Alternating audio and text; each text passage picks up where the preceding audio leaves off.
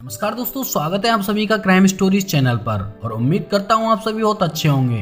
दोस्तों, चंबल की घाटियों का जिक्र होते ही हमें वहां की घाटियों में रहकर पुलिस और यहाँ तक कि सरकार में खौफ पैदा करने वाले मान सिंह, महिला डाकू फूलन देवी, माधव सिंह, विक्रम अल्लाह जैसे डाकुओं के इतिहास की यादें ताजा हो जाती है। दोस्तों, ये उन डाकुओं के नाम हैं जिनकी आज भी चंबल की उन घुमावदार और अनोखी पहाड़ियों में यादें बसी हुई हैं। इन सभी डाकुओं ने चंबल में ही रहकर कई बड़ी घटनाओं को अंजाम दिया और यहीं से ये पूरी अपनी टीम चलाते थे। लेकिन दोस्तों, इन सभी लोगों की कहानी के साथ एक कहानी ऐसी भी जुड़ी है जो इन लोगों से काफ़ी अलग है। दोस्तों, हम बात कर रहे हैं डकैत पान सिंह तोमर की। अपने शुरुआती जीवन में उन्होंने अपने कार्यों से कई लोगों का दिल जीता और वो लोगों के लिए एक आदर्श व्यक्ति के रूप में जाने जाते थे। और वहीं उम्र के दूसरे पड़ाव में उनके साथ ये विपरीत हुआ।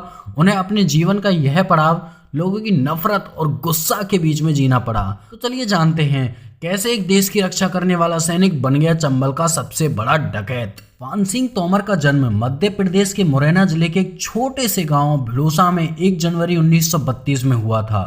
जहां लोग बचपन से ही सपना देखते हैं कि बड़े बड़े होकर डॉक्टर या इंजीनियर बनेंगे, लेकिन इसके विपरीत पान सिंह तोमर ने सपना देखा कि वह बड़े होकर देश की सेवा करेगा और एक सैनिक बनेगा।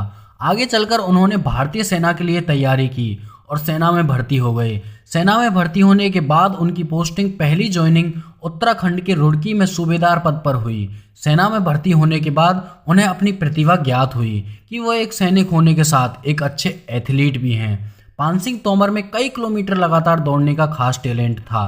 तब सेना के अफसरों ने उनके इस हुनर को पहचाना और उन्हें एक लंबी दौड़ के लिए तैयारी करवाना शुरू कर दिया।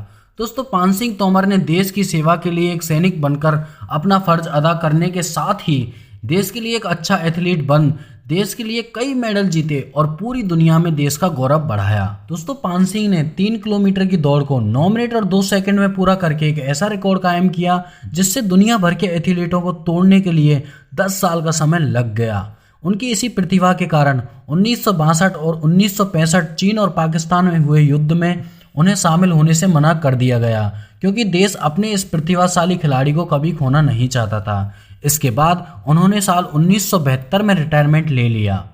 हर सैनिक की तरह अपना बाकी का जीवन परिवार और गांव के लोगों के साथ जीने के लिए पान सिंह गांव में रहने के लिए चले गए। लेकिन गांव में ही रहने वाले एक खतरनाक व्यक्ति बाबू से उनकी पुश्तैनी जमीन को लेकर विवाद हो गया। बाबू सिंह गांव के दबंग व्यक्तियों में माना जाता था और वह गांव के लोगों को डराने के लिए एक लाइसेंसी रिवॉल्वर भी रखता था। पान सिंह और बाबू सिंह के बीच झगड़े की प्रमुख वजह थी कि पान सिंह के पूर्वजों ने बाबू सिंह के पूर्वजों के पास अपने कुछ कागजात गिरवी रखे हुए थे और उन्हीं को लेकर इन दोनों के बीच झगड़े की शुरुआत हो गई। लड़ाई झगड़ों से हमेशा 100 कदम दूर रहने वाले पान सिंह अपनी इस बात को लेकर अपने जिला कलेक्टर के कार्यालय में जा पहुंचे। कलेक्टर कार्यालय में पहुंचकर पान सिंह ने कलेक्टर को अपनी देश के लिए की गई उपलब्धियों के बारे में बताया और उन्हें मेडल दिखाया। तब कलेक्टर ने उन्हें इस मेडल को उठाकर फेंक दिया और उन्हें वहां से बाहर निकाल दिया। यह सब देख पान सिंह को अपनी अब तक देश के लिए प्राप्त की गई उपलब्धियां बेकार लगने लगी थी। लेकिन एक सैनिक होते हुए उन्होंने इतनी जल्दी हार स्वीकार नहीं की और अपने इस मसले को गांव की पंचायत तक लेकर गए। उन्होंने अपने लिए इंसाफ की गुहार की। तब गांव के पंचों ने फैसला सुनाया कि बाबू सिंह से जमीन के कागजात लेने के लिए पान सिंह को 3000 रुपये बाबू सिंह को देने होंगे। तब पंचों का यह फैसला पान सिंह को बिल्कुल भी अच्छा नहीं लगा और उन्होंने यह रकम देने से मना कर दिया।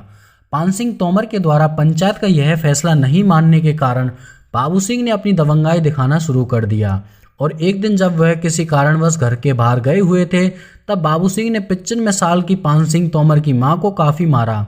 जब पान सिंह घर पर लौटे तब उन्होंने अपनी मां को देखकर काफ़ी गुस्सा आया। तब उन्होंने गलत रास्ते से ही सही लेकिन बाबू सिंह से बदला लेने का फैसला कर लिया। दोस्तों, इसी मोड़ से शुरू होती है एक ईमानदार और देश के लिए कई मेडल जीतने वाले पान सिंह तोमर के बागी बनने की कहानी। एक दिन पान सिंह तोमर ने अपने भतीजे बलवंत सिंह के साथ मिलकर बाबू सिंह को रास्ते में घेरने की कोशिश की। तब इस बात की भनक बाबू सिंह को लगी और वह उनसे बचने के लिए भागना शुरू कर दिया। करीब 1 किलोमीटर तक भागने के बाद पान सिंह तोमर ने बाबू सिंह पर गोलियां बरसाना शुरू कर दिया और उसे वहीं की वहीं मौत के घाट उतार दिया।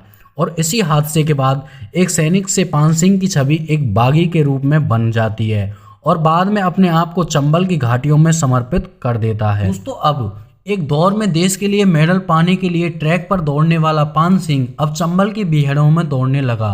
धीरे धीरे पान सिंह तोमर का नाम एक डकैत और हत्या करने वाले डाकू के रूप में जाने लगा और तब पान सिंह का आतंक इतना खतरनाक हो गया था कि तब पुलिस भी पान सिंह को पकड़ने से डरती थी। सरकार ने पान सिंह तोमर को पकड़ने के लिए करीब 10,000 का इनाम रखा और तब 1 अक्टूबर 1981 को इंस्पेक्टर महेंद्र प्रताप सिंह और उनके साथ करीब 500 सुरक्षा बलों ने पान सिंह तोमर को चंबल में ही ढूंढकर उसके आतंक का अंत कर दिया।